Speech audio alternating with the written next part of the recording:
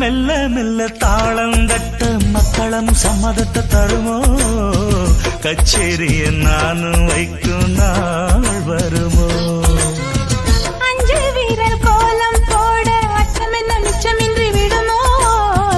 அந்நாடந்த ஆசை என்னும் நோய் வருமோ மொட்டு விரிந்தால் வண்டுதான் முத்தம் போடாதா முத்தம் விழுந்தால் அம்மம்மா வெட்கம் கூடாதா கட்டி பிடிச்சிருக்க மெட்டு படிச்சிருக்க எனக்கு ஒரு வரம் கொடு மடியினை இடம் கொடு சின்ன சின்ன செய்தி சொல்லி வந்ததொரு ஜாதி மல்லி